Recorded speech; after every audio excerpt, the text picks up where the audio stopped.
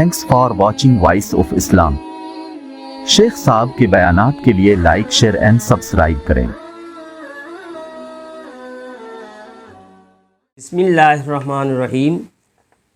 अल्हम्दुलिल्लाह व कफ़ा व सलामुन अला इबादिहिल्लज़ीना इस्तफ़ा। अम्मा बाद। भाई সকল, হজের বিস্তারিত আলোচনার মধ্যে কিছু আলোচনা করেছি, আজ কিছু আলোচনা করব ইনশাআল্লাহ। অত্যন্ত গুরুত্বপূর্ণ একটা ইবাদত, যার নাম হলো হজ। আর আসন্ন আর কয়েকটা দিন পরেই হজের সফর। তাই কথা এদিক সেদিক না হয়ে আসল কাজের আসা যাক। এবছরকার পশ্চিমবঙ্গে যত হাজি সাহেবগণ এবং আমার হাজি ভাইরা আছেন, তাদেরকে আগে মদিনা শরীফে নিয়ে যাওয়া হবে।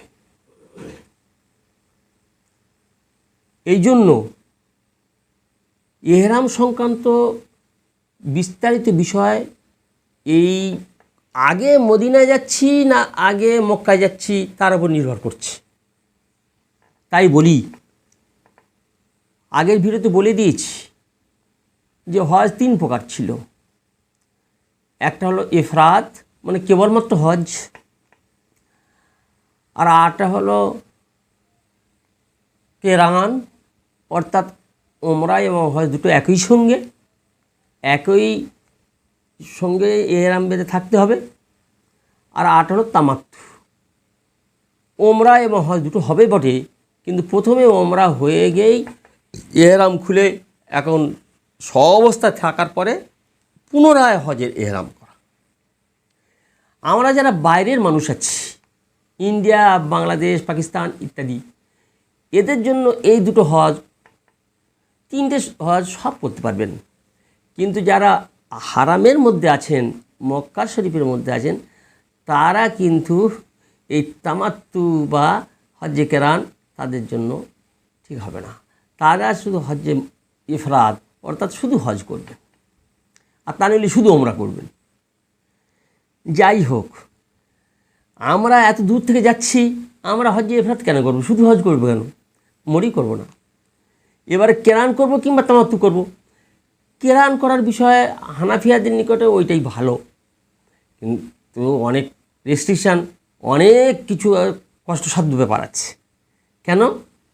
যে ইহরাম পরিহিত অবস্থায়, ইহরাম অবস্থায় সে হজ আদায় করা পর্যন্ত থাকতে হয়।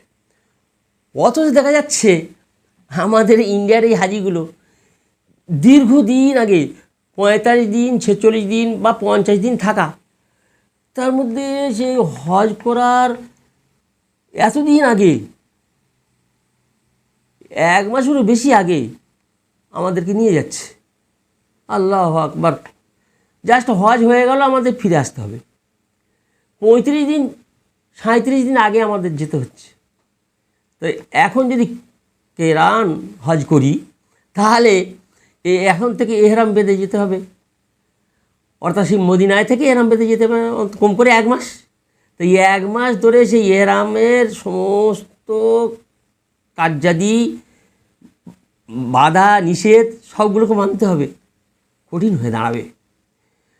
তার কাজ হবে কি? প্রথমে ওমরা করে নিয়ে ওর রমাল, সাই, সাফা, মারওয়া সব কিছু সারার পরে আর মাথা নাড়া করা হবে না, আর ইহরাম খুলে দেওয়া হবে না। ওই অবস্থায় ইহরাম থাকতে হবে। তারপরে হজের দিন যখন আসবে, তখন নতুন করে হজের কাজ করতে হবে। হজের কাজ সারার পরে তারপরে আপনি ইহরাম থেকে মুক্ত হতে পারবেন। এই জন্য এটা কঠিন হয়ে দাঁড়ায়। এই জন্য আমি পরামর্শ দিই যে আমরা যারা বাইরে থেকে যাচ্ছি, তারা তামাত্তু হজ করি। আর সেদিন ইমাম শাফি রহমতুল্লাহ আলাইহি তামাত্তু হজটাকে উনি খুব প্রাধান্য দিয়েছেন। আর আমিও পার্সোনালি আমার ব্যক্তিগত মাসোয়ারা দিচ্ছি এইটাই, তামাত্তু হজ আমরা সব করি। তাই তামাত্তু হজের বিস্তারিত আজ আলোচনা করব ইনশাল্লাহ। আর ও হজগুলোরও বলে দিচ্ছি, জি, ইফরাদ হজ হোক আর কেরান হজ হোক। এখন এর আগের ভিডিওতে মেন কথা বলে দিয়েছিলাম, 3টে লাগেজ, 3টে ব্যাগ ভরে আমাদের যেতে হবে। আবার পুনরাবৃত্তি করছি, একটা লাগেজ বা ব্যাগ ভরে নিতে হবে আমাদের সামানপত্র, প্রয়োজনীয় সামানপত্র, এই 45 দিন হোক আর 50 দিনের সফরের সামানপত্র। আর একটা ব্যাগে আমাদের ভরে নিতে হবে তাকওয়া, আল্লাহর ভয়। সে ব্যাগটাকে একবারে ঠাসাঠাসি করে ভরতে হবে। আর একটা পিঠ ব্যাগ ভরতে হবে, যেটা হলো ধৈর্যর ব্যাগ, সবরের ব্যাগ। এই হজ ওমরার জন্য এই 3টে মাস্ট জরুরি। আল্লাহ তাআলা কোরআন শরীফে বলেছেন, খয়রু জাদিত তাকওয়া, সবথেকে উত্তম সাজ সামান আমাদের পাথেয় হলো আল্লাহর ভয়, তাকওয়া। জি, এই জন্য আমরা এই 3টে ব্যাগ ভরে নিয়ে আমরা রওনা হব। এখন আসল কথায় আসি, আমাদের প্রত্যেকে হাজি ভাইদেরকে নিয়ে যাওয়া হচ্ছে মদিনায়। অতএব আমরা কেউ এখন ইহরাম পরব না, কেউ এখন ইহরাম নিয়ত করব না। অনেক দিন হয়েছে। তামাত্তু হাজি সাহেব কী করবেন? তিনি উপকৃত হবেন ওমরার পরে, হজ করার পর, হজ করে নেওয়া, এইটাই উপকৃত তামাত্তু। তিনি বাড়ি থেকে বার হচ্ছেন, আমাদের দমদম এয়ারপোর্ট থেকে কলকাতায় চলে গেলেন সোজা মদিনায়।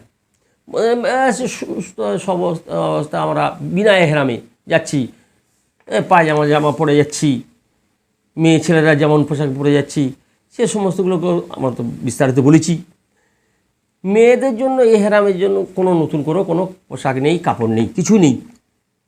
বরং আরও যতটা বেশি ঢাকতে পারো, আরও বোরকা হোক আর মাথা হোক, বেশি করে ঢাকা, হাত মোজা পা মোজা এইসব যত বেশি ঢাকা হবে তত নারীদের এহরামের পরিপূর্ণতা আসবে। আর পুরুষের যত খোলা হবে তত এহরামের পরিপূর্ণতা চলে আসছে। এমনকি রমাল এজ দেওয়ার সময় তো সারা শরীরটাই প্রায় খোলা থাকছে, শুধু কেবল নাভি থেকে নিয়ে আর হাঁটু নিচে পর্যন্ত, আর এর শরীরের 3 ভাগ বার হয়ে থাকছে।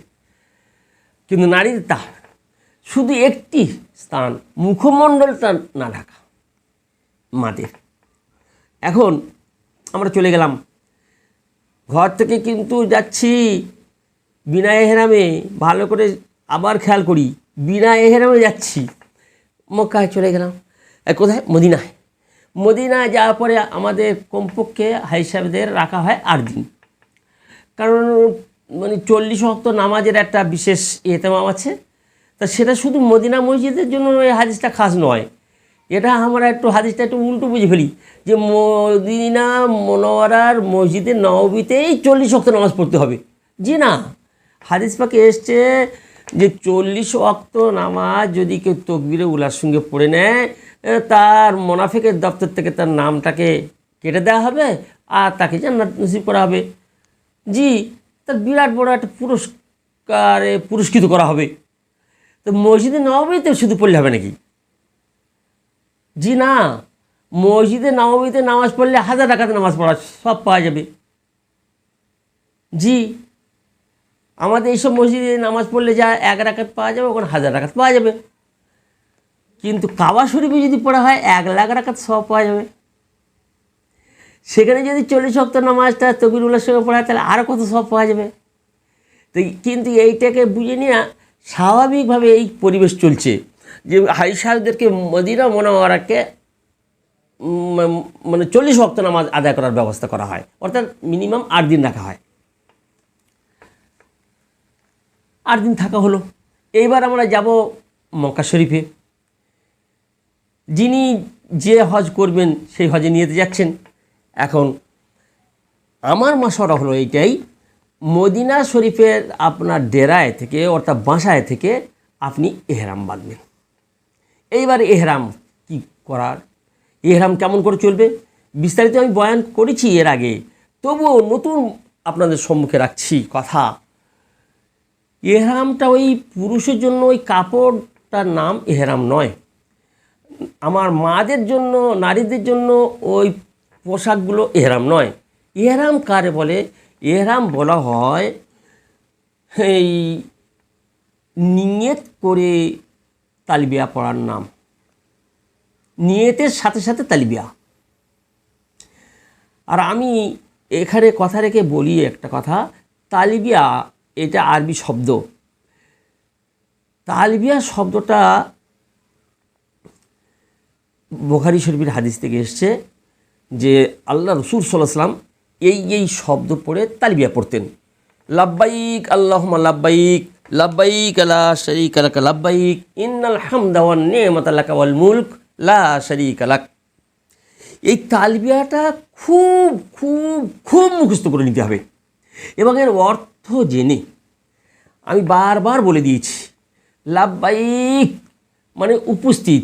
যেমন ক্লাসের ছাত্ররা হাজিরে দেওয়া হয়, শিক্ষক মশাই নাম ধরে ডাকলেন, তখন কেউ বলে উপস্থিত, কেউ বলে প্রেজেন্ট স্যার, কেউ বলছে হাজির জনাব, ইত্যাদি ইত্যাদি।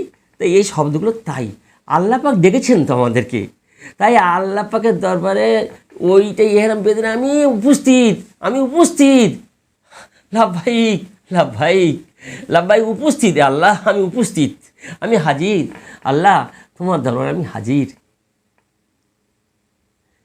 লাব্বাইকা আমি হাজির হয়ে গেছি, লা শারীকা লাকা, ও গো আল্লাহ তোমার কোনো অংশী নাই, কোনো অংশী নাই, কেউ পৃথিবীতে তোমার সমতুল্য কেউ নেই। তুমি যে ক্ষমতায় ক্ষমতাবান, কেউ সে ক্ষমতার কিঞ্চিত রাখে না। জি হ্যাঁ, ইন্নাল হামদা ওয়ান নি'মাতা লাকা, সমস্ত প্রশংসা, যাবতীয় প্রশংসা আর যাবতীয় করুণা নিয়ামত এ সব তোমারই। ওয়াল মুলক, যত বাদশাহ আছে যেখানেই আছে তার মালিক তুমি, তোমার রাজত্ব। লা শারীকা লাক, তার মধ্যে কারোর কোনো অংশ নেই। জি হ্যাঁ, আর হজের পুস্তিকায় আর সব এর অর্থগুলো লেখা আছে। অবশ্যই বলেছি যে একটা হজের পুস্তিকা, ছোট্ট পুস্তিকা, আমারও পুস্তিকা আছে সহজ হজ ওমরা, বা যে কোনো পুস্তিকা নিয়ে যাবেন, অবশ্যই যাবেন। জি, এখন এবারে এহরাম বাঁধবেন মদিনার ডেরায় থেকে। কি করবেন? উত্তম পন্থা হলো, উত্তম রাস্তা হলো, তরিকা হলো এইটাই যে সুন্দর করে গোসল করে নেওয়া। আর এখানে খুব ভালো অবকাশ আছে, সুন্দর করে গোসল করে একেবারে সাবান শ্যাম্পু যেভাবে আমরা সুন্দর করে গোসল করতে পারি। আর যদি প্রয়োজন হয় হাজামাত করার, অবৈধ লোম, নখ, গোঁফ ইত্যাদি কেটে নেওয়া, পরিষ্কার পরিচ্ছন্নতা হওয়া, যেটা আমাদের শরীয়তে হুকুম আছে, প্রত্যেক সপ্তাহে পরিষ্কার পরিচ্ছন্ন হওয়া, তা নইলে 15 দিন অন্তরে, অন্তত মাসেই করতে হবে। তাই এখন আমার সেই সময় হয়েছে, পরিষ্কার পরিচ্ছন্ন মদিনার আমার ডেরায় আছি, ভালোভাবে ক্ষৌরকার্যকে সুন্দরভাবে সেরেন্টের গোসল ইতমিনানের সঙ্গে ভালোভাবে পরিষ্কার করে গোসল করে নিয়ে এইবারেই আমি সেলাইবিহীন কাপড়, ওই যে দুটো চাদর নিয়েছি পুরুষ মানুষ, একটা পরিহিত আর একটা হলো গায়ে লাগানো চাদর। ইহরাম কেমন করে পড়তে হবে আমি আগের ভিডিওতে দেখিয়ে দিয়েছি, সেটা দেখে নেবেন দয়া করে। জি, সেই কাপড়টা পরিধান করে নিলেন, পরনের কাপড়টা পরে নিলেন, একটু উঁচু করে পরবেন, গোড়ালি থেকে বেশ 4 ইঞ্চি 5 ইঞ্চি উঁচু করে পরবেন, এই পিল্লি পর্যন্ত উঁচু করে নেবেন, তাহলে চলাফেরা সব দিকে সুবিধা হবে। উঁচু করে, আল্লাহ রসুল সাল্লাল্লাহু আলাইহি ওয়াসাল্লাম লুঙ্গি উঁচু করে পরতেন, গোড়ালি থেকে কম করে 4 ইঞ্চি 5 ইঞ্চি উপরে। জি, উঁচু করে পরবেন, আর চাদরটা গায়ে দিয়ে নেবেন, মাথা ঢাকা দিতে পারেন ঢাকা দেবেন, মাথা ঢাকা দিয়ে যা জরুরি নয় তো মাথা ঢাকা দেবেন, কোনো অসুবিধা নেই। যেহেতু নামাজ পড়ছি, টুপির কাজ করলো, মাথা ঢাকা দিয়ে 2 রাকাত নফল নামাজ, এহরামের উদ্দেশ্যে 2 রাকাত নফল নামাজ, আল্লাহ শুকরিয়া আদায় 2 রাকাত নামাজ পড়া এখন তো জরুরি নয় যে নামাজ পড়তেই হবে তবে এহরাম মারা যাবে। জি না, এ নামাজ পড়াটা উত্তম, যে আল্লাহ শুকরানা আদায় করুন, আল্লাহ একটা মহৎ কাজে চলেছি, মহৎ উদ্দেশ্যে যাচ্ছি, আল্লাহ 2 রাকাত শুকর আদায়, এটা নফল নামাজ এহরামের উদ্দেশ্যে পড়লাম। পড়ার পরে সালাম ফিরে দিয়ে এবার কিন্তু মাথা আর রাখা যাবে না, মাথাটা এবার খালি করতে হবে, মাথার কাপড় ফেলতেই হবে। এর আগে যদি আপনি মাথায় কাপড় না দিয়ে চাদরটা শুধু এবার গলার ওপর থেকে কাঁধের ওপর দিয়ে নামাজ পড়েন, তাও নামাজ হবে, কোনো অসুবিধা নাই। কিন্তু তখন টুপি পরে নামাজ পড়াটা উত্তম সুন্নত বটে, তা সেই জন্য দিয়েছিলেন। এখন কিন্তু কাপড়টা ফেলে দিয়ে এইবারে আপনি মনে মনে নিয়ত করবেন। আর যদি ওই সময় মুখেও উচ্চারণ করে না হয় কোনো অসুবিধা নাই, মনে উচ্চারণ করে নেবেন। কিন্তু নিয়তের নাম হলো মনের সংকল্প, মনের সংকল্প যথেষ্টই। তবু যদি মুখে বলে নেন যে এমন সর্বনাশ হয়ে যাবে তা নয়, করে নিন। কী নিয়ত করলেন? এখন তামাত্তু হজ করবেন আপনি, তা এখন নিয়ত করবেন শুধু ওমরা করব, ওমরা। জি, শুধু মনে মনে। আর যদি মুখে বলেন আল্লাহ আমার আমি ওমরার নিয়ত করছি, আমি ওমরার নিয়ত করছি, নিজের মাতৃভাষায় ওমরার নিয়ত করছি, আল্লাহ আমার ওমরা কবুল করো, আল্লাহ সহজ। যাই হোক, মনে মনে করে নিলেন। আর না মুখেও মনের সাথে বললেন, আর সঙ্গে সঙ্গে বলবেন লাব্বাইক আল্লাহুম্মা লাব্বাইক, লাব্বাইক লা শারীকা লাকা লাব্বাইক, ইন্নাল হামদা ওয়ান নি'মাতা লাকা ওয়াল মুলক লা শারীকা লাক। 3 বার বলে নেবেন। 3 বার বলে নেওয়াটা মসনুন, 3 বার বলে নেবেন। পুরুষ মানুষ উচ্চস্বরে, একটু উচ্চস্বরে, একবার চিৎকার করে নয়, যেন পাশের লোক শুনতে পায়। জি, লাব্বাইক আল্লাহুম্মা লাব্বাইক। আর এর আগে খুব প্র্যাকটিস করে নেবেন, বারবার বলছি, সূরা ফাতিহার থেকে আরও বেশি প্র্যাকটিস করে নেবেন লাব্বাইকটা। আর অন্য কোনো দোয়া শিখবেন না, অন্য কোনো নতুন করে দোয়া শিখবেন না, যেটা জানেন সেটা করবেন। বাকি আরবি নতুন দোয়া শিখবেন না, অনুরোধ করছি আমার হাজি ভাইদের, সাধারণ ভাইদের, আলেম ওলামাদেরকে মোটেই বলছি না, তাদের ব্যাপার আলাদা। জি, সাধারণ ভাই আমরা নতুন করে আরবির কোনো দোয়া এই কিছু শিখবেন না, যা জানেন তাই যথেষ্ট। আর আল্লাহর কাছে চাইবেন নিজের মাতৃভাষায়, আল্লাহ আপনার ভাষা খুব বোঝেন। এবার চললেন, নিয়ত করার পরে তালবিয়া, এর নাম হলো এহরাম। আর যেটা পরে আছেন আর গায়ে উড়ে আছেন, এটা তার বাহ্যিক একটা পোশাক, এর নাম এহরাম নয়। এহরাম হলো নিয়ত করার সাথে সাথে তালবিয়া পড়ে নেওয়া। আমার মা বোনেরা কী করবেন, উত্তম নেশে গোসল টোসল করে নিলেন, আবার মানে কাপড় যত বেশি ঢেকে নিলেন, ঢেকে নেওয়ার পরে 2 রাকাত ওই নামাজ পড়ে নিলেন। নামাজ পড়ার পরে তারা আর মাথা খুলবেন না, যে পুরুষের মতো, তারা আরও ঢাকবেন। তো শুধু মুখটুকু ঢাকবেন না, মুখটা খুলে রাখবেন। এইবারে কী করবেন, ওই ওমরা করার নিয়ত করবেন। তামাত্তু হাজি হচ্ছেন আপনি, তো ওমরা করার নিয়ত করবেন। ওমরা করার নিয়ত করে নিয়ে আর সঙ্গে সঙ্গে তালবিয়া পড়বেন, কিন্তু নিম্ন স্বরে পড়বেন, আস্তে আস্তে পড়বেন। নিজের কান নিজে শুনতে পাবেন, সে ব্যাপার আলাদা, যেন বাইরের পাশের লোক না শুনতে পায়। আস্তে আস্তে পড়বেন, 3 বার বলে নেবেন লাব্বাইকটা। তারপরে আপনি হয়ে গেলেন মুহরিম। এখন এবারে ওমরার এহরাম বাঁধলেন আপনারা। ওমরার জন্য চলেছেন 2টো ফরজ, ওমরার 2টো ফরজ। একটা ফরজ আপনার আদায় হয়ে গেল, এহরাম। ওমরার 2য় ফরজ হলো, আপনি যখন যাচ্ছেন, এবারে কোথায় যাচ্ছেন, মক্কায় যাচ্ছেন, এখন 2য় ফরজে আসেনি, একটা ফরজ হয়ে গেছে। চলেছেন রাস্তাঘাটে, এবার যার সঙ্গে দেখা হচ্ছে, সালাম হবে, কথা হবে, সব হবে, কিন্তু কার সঙ্গে দেখা হলে সালামের আগে লাব্বাইক হবে। লাব্বাইক আল্লাহুম্মা লাব্বাইক, লাব্বাইক পড়ে নেবেন, তারপর সালাম, তারপর সালামের জবাব। কেউ যদি সালাম দিয়ে দেয়, সঙ্গে সঙ্গে আপনি জবাব দেবেন না, আগে লাব্বাইক পড়ে নেবেন, তারপর জবাব দেবেন। জি, এখানে লাব্বাইকটা আপনার আগে। চলেছেন রাস্তায়, খুব আল্লাহর সঙ্গে সম্পর্ক মনে মনে তসবিহ পড়তে পড়তে চলেছেন, নিয়ে যাচ্ছে আপনাকে ওই সেই মিকাত, যেটা বলা হচ্ছে এহরামের স্থান, সেখানে গিয়ে আপনারা এহরাম বাঁধতে হবে না, বাসায় থেকে বেঁধে নেবেন, এটা পরামর্শ দিচ্ছি। চলে যান বরাবর মক্কায় ঢুকলেন। আগে ছিল মক্কা বা কাবা শরীফে ঢোকার জন্য অনেকগুলো দরজা, তার মধ্যে মেন ছিল আল্লাহু আকবার, যে দরজা দিয়ে ঢোকা সুন্নত, আল্লাহ রাসূল সাল্লাল্লাহু আলাইহি ওয়াসাল্লাম ঢুকেছেন, সে দরজা বন্ধ করে দেওয়া হয়েছে। জি, বাবুস সালাম, বাব মানে দরজা, গেট, সালাম গেট থেকে ঢোকা, সে সালাম গেট বন্ধ করে দেওয়া হয়েছে, সালাম গেটে আর ঢোকা হয় না। 1 নম্বর গেট কিং আব্দুল আজিজ, ইত্যাদি ইত্যাদি সদর গেট, এই যে গেট দিয়ে আপনি ঢুকবেন, ওই যেখান থেকে ঢুকে চলে যাচ্ছেন। সব সময় চেষ্টা করবেন মসজিদ ভিতরে ঢোকা। মসজিদ তৈরি করা আছে উঁচু জায়গায়, গোল করে মসজিদ আছে, আর তার থেকে এবারে নিচে নেমে গিয়ে মাতাফ অর্থাৎ নিচু জায়গা, সেখানে কাবা শরীফ, আর তার চারদিকে সমতল ভূমি একেবারে রয়েছে, যেটা হলো তওয়াফ করার জায়গা। আর এবারে উঁচুতে উঠে মসজিদ তৈরি করা আছে।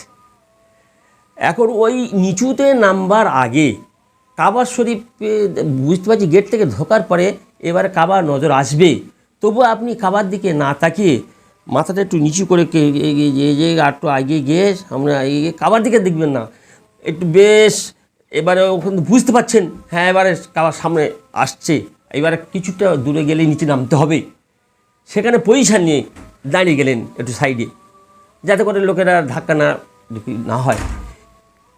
দাঁড়িয়ে গিয়েই এবার কাবার দিকে তাকাবেন, কাবার দিকে তাকেই আঙ্গুল দিয়ে ইশারা করুন, বিসমিল্লাহ আল্লাহু আকবার ওয়ালিল্লাহিল হামদ।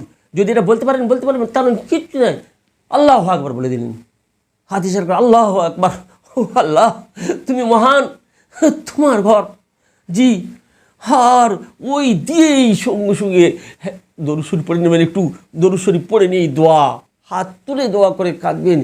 এখানে যেটা আল্লাহর কাছে চাইবেন সেটা কবুল হবে। আমি মাসওয়ারা দিই, এখানেই প্রথমেই এই দোয়া করে নেবেন, ওগো আল্লাহ আজ তোমার ঘরে এসে তোমার কাছে হাত তুলছি। আল্লাহ আমার লাইফে যত জায়েজ যত বৈধ দোয়া আছে আল্লাহ আমি করব, সেই দোয়াগুলোকে তুমি কবুল করে নিও। যত বৈধ দোয়া আছে আমি করব আমার লাইফে, সব দোয়াগুলো কবুল করে নিও। কথাটা কেমন লাগছে? যত ভালো কাজ আছে সেই যার দোয়া আমি করব, আমার লাইফে যত দোয়া করব সব দোয়াগুলো কবুল করে নিও। তারপরে এবার আস্তে আস্তে আপনার যত চাহিদা, বেশ 2 মিনিট 3 মিনিট 4 মিনিট দোয়া করলেন, তারপরে আপনি এবারে তওয়াফ করার জন্য তৈরি হয়েছেন, তওয়াফ করার জন্য তৈরি হয়ে চলেছেন। আস্তে আস্তে আস্তে নিচে নামলেন, নিচে নামার পরে দেখবেন এইখানে আছে বাইতুল্লাহ, আর এই ডান দিকটা এখানে আছে, আপনি দেখে নেবেন তওয়াফ করার নির্দিষ্ট জায়গা। বাইতুল্লাহ যদি এইটাকে আমি ধরি, এই 4 কোণা এই বাইতুল্লাহ কাবা শরীফ, তার এই কোণে হজরত আসাদ আছে, আর এই কোণটাকে বলা হয় রুকনে ইয়ামানি। এখানে হজরত আসাদ সেই সাদা পাথর কালো হয়ে গেছে যে পাথরটা, এই সোজা সোজা কোণাকুনি উপরে লাইট জ্বলছে। আগে তখন নিচে মেঝেতে দাগ দেওয়া ছিল, এখন দাগটা তুলে দেওয়া হয়েছে। আপনার এই সোজাসুজি ব্যাস লাইট, আপনি তওয়াফ করতে যাবেন। এখন নতুন নতুন কত নিয়মকানুন হচ্ছে, যে বলে হচ্ছে লাইন দিয়ে তওয়াফ করতে হবে, আর ঘেঁষাঘেঁষি করে ওইভাবে গুলিয়ে তওয়াফ করা হবে না, কত রকমের বাধা আপত্তি আসছে। যেমন মওকা তেমন তওয়াফ করবেন। এই জন্য আমি মাসওয়ারা দিচ্ছিলাম, বারবার মাসওয়ারা দিই যে খুব ভিড়, তা আপনি সে লাস্টের দিক থেকে শুরু করতে হবে। তো প্রত্যেক কদমে একবার করে বাঁ দিকে চাপবেন। এখন এটা শুনছি যে এবারে ওমরা করার সময় এটা বাধা নিষেধ করে দিয়েছেন সৌদি সরকার, আবার এই হজের সময় কি করবেন জানি না। যদি একবারে ওই লাইনের ব্যবস্থা করা হয়, এই মাঝখানে লোক থাকবে না, তখন আপনি বাঁ দিকে চাপবেন কী করে? চাপতে পারছেন না। তো এই যারা যা হচ্ছে তারা খালি হয়ে যাওয়ার পরে আপনারা চাপছেন, এইভাবে হবে। যেমন অবস্থা তেমন ব্যবস্থা করতে হবে। তাই এইবার আপনি করলেন কি, তওয়াফ করবেন। তওয়াফ করার জন্য উত্তম পন্থা হলো এইটাই, প্রথমে সেই ওই লাইনে যাওয়ার একটু আগে 2 ইঞ্চি আগে থাকবেন। 2 ইঞ্চি আগে থেকে কাবার দিকে আপনি ইশারা করবেন, ঠিক নামাজের নিয়ত করার মতো। পুরুষ মানুষ কাঁধ পর্যন্ত, আর নারী মারা সিনা পর্যন্ত হাত তুলবেন, এই নিয়ত করার মতো পুরো হাত তুলেই ব্যাস বিসমিল্লাহ আল্লাহু আকবার কাবার দিকে।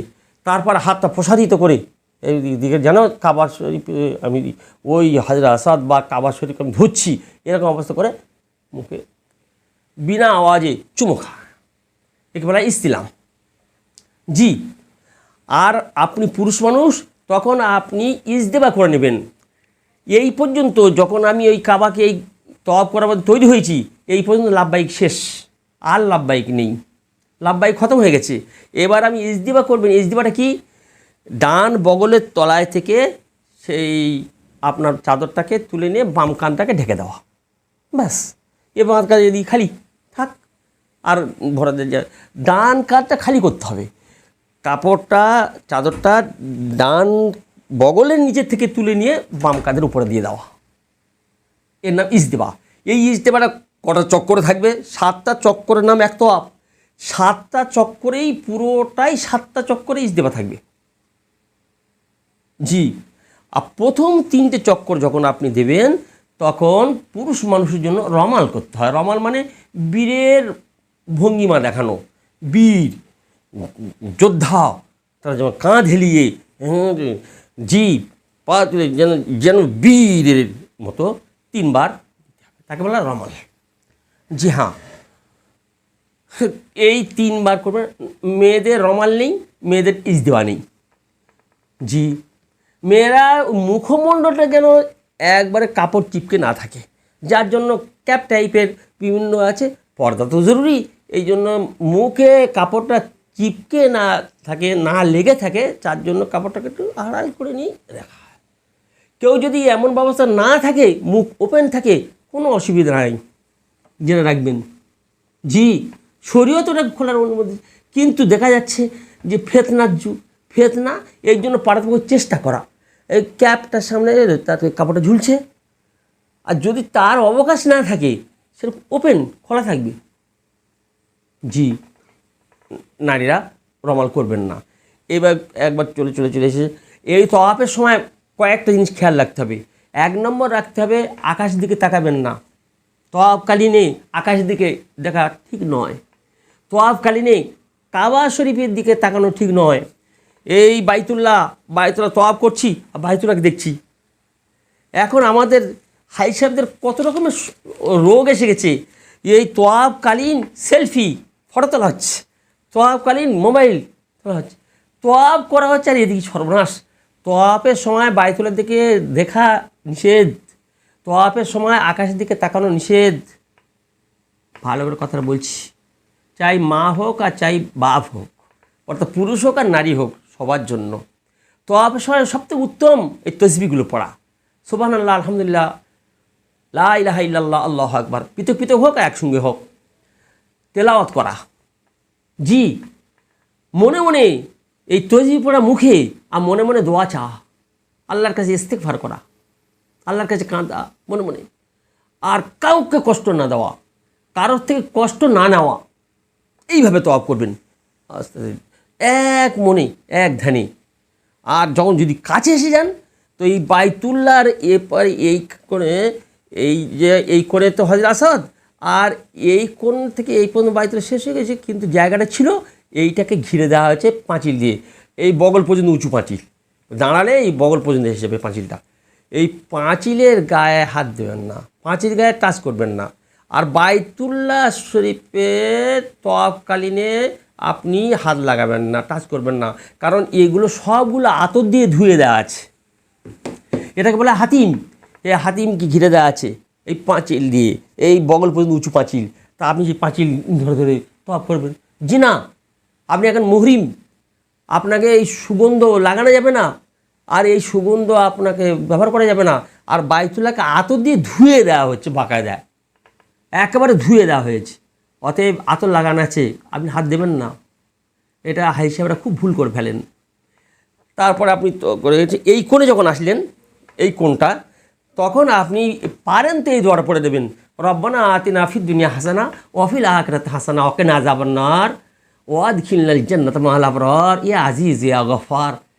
জি, আর এতটা না পড়তে পারেন, রব্বানা আতিনা ফিদ দুনিয়া হাসানা ওয়া ফিল আখিরাতি হাসানা ওয়া কিনা আযাবান নার। এটা আমরা প্রত্যেকেই জানি। আর যদি না জানি, আল্লাহর কাছে বাংলায় দোয়া করুন, ওগো আল্লাহ তুমি আমাদের দুনিয়া আখিরাতের কল্যাণ দান করো, ওগো আল্লাহ দুনিয়ার কল্যাণ দান করো, আখিরাতের কল্যাণ দান করো। জি, পড়তে পড়তে এই কোণে চলে আসলেন, একটা চক্কর হলো, আবার ইসলাম করলেন বাইতুল্লাহ দিকে, এদিক থেকে, বাস। এখন সিনা ঘুরাবেন না। প্রথমে যেমন সিনা ছিল, বুকটা ছিল, বুকটা এই লাইনে আছে, হাত দিয়ে আবার তওয়াফ শুরু করলেন। এখানে দাঁড়াতে দেবে না, আর দাঁড়ানো হবে না, বাস জাস্ট এতটুকু সময়টাকে 2 সেকেন্ডের মধ্যে আবার শুরু করে দিলেন রমাল। 3 বার রমাল করে নিলেন। তারপরে চতুর্থবার এবারে সাধারণভাবে হেঁটে হেঁটে তওয়াফ করবেন 4টে চক্কর। তাহলে 4 আর এই রমাল 3, 7 চক্কর হয়ে গেল। 7 চক্কর হয়ে যাওয়ার পরে আপনি এখান থেকে এইবার আপনার তওয়াফের কাজ সারা হলো। এইটা হলো ওমরার, যেটা আমরা বলছিলাম ওমরার আবার ফরজ দুটো। একটা ফরজ হলো এহরাম বেঁধে নিয়েছিলাম, আর এই দ্বিতীয় ফরজ আদায় হয়ে গেল, সেটা হলো তওয়াফ করা। তওয়াফের সময় এই নিয়ত করা যে আমি তওয়াফ করছি, এই নিয়ত করাটাও ফরজ। জি, এহরামের সময় নিয়ত করাটাও ফরজ ছিল, আর তালবিয়াটা পড়াটাও। জি হ্যাঁ, তাই এহরামটা ফরজ ছিল ওমরার জন্য, আর এই তওয়াফটা ফরজ ছিল। দুটো ফরজ আদায় হয়ে গেছে। এখন চলে যাব মাকামে ইব্রাহিমি 2 রাকাত নামাজ পড়ব। ওইখানেই এই বাইতুল্লাহর ঠিক এইখানটায় মাকামে ইব্রাহিম আছে, সেই পাথরটাকে কাঁচ দিয়ে ঘেরে দেওয়া আছে, ওইখানটা হলো মাকামে ইব্রাহিম। কোরআনে আল্লাহ পাক সেটা বলেছে, ওয়াত্তাখিযু মিন মাকামি ইব্রাহিম মুসাল্লা, 2 রাকাত ওয়াজিবুত তওয়াফ, নামাজ পড়তে হবে। এখন নামাজ পড়া হবে, ওইখানে এত ভিড়, আপনি ওখানে পড়বেন না, তাহলে ওই লোকের কষ্ট দেওয়া হবে, আর আপনার নামাজ সর্বনাশ হবে। এই কারণে ওখান থেকে উঠে যাবে। এখন ওইটাই হলো বাবু সালাম ছিল গেট, সেই গেট বন্ধ করে দেওয়া আছে। ওখান থেকে সোজা এবারে এইখান থেকে গিয়ে এইখানে উপরে উঠে উপরে সাফার দিকে চলে যাচ্ছে। ও রাস্তা করা আছে, আপনারা যেতে হবে। উপরে উঠলেন, উপরে উঠে পুরোটা মসজিদ, খুব খালি জায়গা।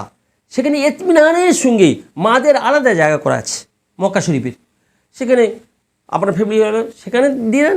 তিনি ইতমিনানের সঙ্গে 2 রাকাত ওয়াজিবুত তওয়াফ, হারামে যেখানেই পড়ুক না কেন মাকামে ইব্রাহিম আদায় হয়ে গেল।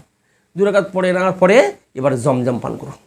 জমজম আল্লাহ যতটা পারবেন ততটা পেট ভরে পান করে নেন।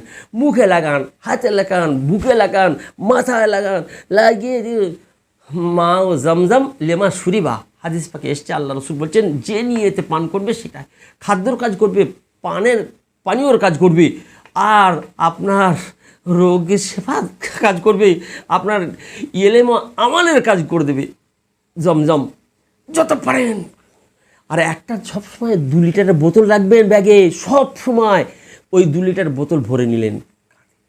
জমজম চলছে, পিট ব্যাগ একটা নেবেন সব সময়, তাতে থাকবে, সব সময় থাকবে আপনার। জি, এই ক্ষেত্রেই বলে দিচ্ছি, মিনার মাজারে যখন যাবেন অবশ্যই ফোল্ডিং ছোটো একটা ছাতা এবং 1 বোতল পানি আর কিছু শুকনো খাবার, বিস্কিট ফিস্কিট, এটাতে আপনার থাকা মাস্ট সব সময় আপনার কাছে। বিশেষ করে যারা সুগারের রুগী, তাদেরকে 1 প্যাকেট বিস্কিট ফিস্কিট কিছু রাখতেই হবে। 2 ঘন্টা অন্তরে একটা বিস্কিট খেয়ে একটু পানি খাবেন। ছোটো ফোল্ডিং ছাতা একটা রাখবেন, আর 1 বোতল পানি আর সামান্য খাবার, অন্তত এটা থাকতেই হবে সব সময় ফিডব্যাক। এবারে আপনি কি করলেন, ওখান থেকে পানি পান করার পরে আপনি ওই তো চলে গেলেন, উপরে উঠলেন। এইখানে যেটা আছে সেটা হলো সাফা পাহাড়। সেই সাফা পাহাড় আর একবার সোজা বড় রোড তৈরি করা আছে, চড়া রাস্তা করা আছে, একদম পাঁচিল দিয়ে গিয়ে সেই মারোয়া, সাফা আর মারোয়া। কাছাকাছি দূরত্ব হবে 400 মিটার। জি, 55 বা 56 ফুট দূরে সফার থেকে। সফায় গিয়ে তখন কাবার দিকে মুখ করে, আগে সব ওপেন ছিল, এখন দেওয়াল দিয়ে ঘিরে দেওয়া হয়েছে। কাবাকে হয়তো দেখতে পাবে না সফায় থেকে। এই গত 2 বছর আগ পর্যন্ত দেখা যাচ্ছিল, আর এখন আর দেখতে পাওয়া যাচ্ছে না, সব আড়াল। এবার কাবার দিকে মুখ করে আর দোয়া করবেন। মিনিমাম 20 আয়াত 30 আয়াত পড়ার মতো, অর্থাৎ 2 মিনিট 3 মিনিট 4 মিনিট এখানে যে দোয়া করবেন সেই দোয়া কবুল হবে। খুব দোয়া করবেন, সফার উপর পর্যন্ত উঠবার চেষ্টা করবেন। তারপরে দোয়া করে নিয়ে আপনি সাই, অর্থাৎ এখন চলা শুরু করলেন। 55 বা 56 মিটার দূরে যাওয়ার পরে দেখবেন একটা সবুজ বাতি জ্বলছে, এই রাস্তার উপরে আছে, উপরে আছে, সব জায়গায় জ্বলছে। সেইটা কিছুটা ব্যবধান আছে, সেই জায়গাটা দৌড়ানোর নাম হলো সাই। পুরুষ মানুষের জন্য সাই, মাদের জন্য সাই নেই। সেই জায়গাটা দৌড়ানোর ভাব, এখানে রমি নয়, বীরের মতো ভাব দেখানো নয়, এখানে দৌড়ানো। এই দৌড়ানোর ভাব করে দৌড়ে আপনি আগে গিয়ে পৌঁছালেন, তারপরে আপনার ফ্যামিলি থাকলে তিনি আস্তে আস্তে গেলেন, যে আপনারা একত্রিত আবার চললেন, মারোয়ায় গিয়ে আবার দোয়া করলেন, দোয়া করার পরে আবার ফের নতুন করে আসলেন এই অপর রাস্তায়। জি, অনলাইন করা আছে, বেশ ওয়ে। ওই তখন ওপারে এসে তখন আবার সেই জায়গাটা সাই করলেন, দৌড়ালেন, আবার সাফায় চলে আসলেন। এই করে আপনার 7 বার। এই একবার যাওয়াটাকে একবার, আর ফিরে আসাটাকে আর একবার। সাফা থেকে শুরু করলেন, মারোয়া একবার, মারোয়া থেকে আসলেন সাফায় 2 বার হয়ে গেল, ফের সাফা থেকে মারোয়া গেলেন 3 বার। এইবার 7 বার হয়ে যাবে, মারোয়ায় গিয়ে 7 হয়ে যাবে। সাফায় শুরু যখন 7ম হবে মারোয়ায় যে খতম হয়ে গেল। আপনার ওমরার ওয়াজিব হলো 2টো, তার মধ্যে প্রথম ওয়াজিব আদায় হয়ে গেল। প্রথম ওয়াজিবটা হলো এই সাফা আর মারোয়ার এই সাই করা। এইবারে ওখান থেকে বার হওয়ার আর রাস্তা বন্ধ করে দেওয়া হয়েছে। তখন বার হওয়া ছিল রাস্তা, ওইখানে মারোয়ার থেকে বার হলেই একেবারে দেখবেন পায়খানা তৈরি করা আছে, একবারে গাদা গাদা, আর তারপর ময়দানটা সব নাপিত সাহেবরা সব বসে আছে আর কবুতর চড়ছে। কি আরাম! ওখানে নাপিতের কাছে নেড়া হয়ে যেত।